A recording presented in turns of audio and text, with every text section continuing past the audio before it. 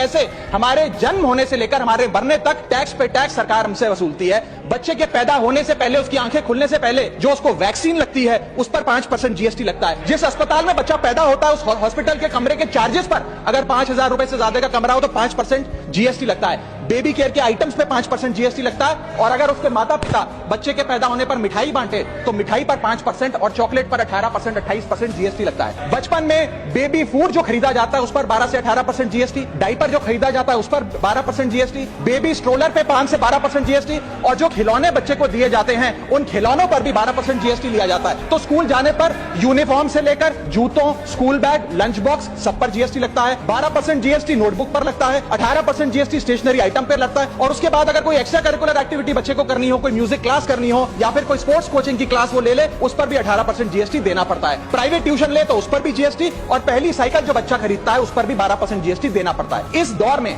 इंसान गाड़ी खरीदता है, घर बनाता है, जब गाड़ी खरीदता है तो जीएसटी देता है, रोड टैक्स भरता है, व्हीकल इंश्योरेंस पर जीएसटी भरता है, और जब गाड़ी लेकर शोरूम से निकलता है तो पेट्रोल डीजल पर वैट, सेस और एक्साइज ड्यूटी के नाम पर पैसा भरता है। जब सड़क पर गाड़ी चलाता है तो टोल टैक्स भरता है। और इस बीच शादी तो रह ही गई, फिर इंसान शादी करता है, इस बीच तो बैंक्वेट हॉल बुक करता है, उस बैंक्वेट हॉल की बुकिंग पे टैक्स भरता है। शामियाना, खाना, केटरिंग सर्विसेज लेता है, उस पर जीएसटी भरता है। ज्वेलरी खरीदता है, उस पर जीएसटी भरता है। कपड़ा, शेरवानी सिलवाता है, कुर्ता पजामा, सूट पैंट, उस पर जीएसटी भरता है। यहां तक कि वेडिंग इन्विटेशन से लेकर ब्राइडल मेकअप से लेकर हनीमून के ट्रैवल तक हर चीज पर सरकार आपसे जीएसटी वसूलती है। जब कोई इंसान मरता है तो उसके अंतिम संस्कार में देसी घी, चंदन वुड, नारियल, इत्र जैसा सामान इस्तेमाल होता है, उस पर भी जीएसटी लगता है। और मरने के बाद जब प्रॉपर्टी उसके बच्चों को या परिवार वालों को दी जाती है, उस म्यूटेशन पर भी सरकार आपसे ड्यूटी सेस लेती है।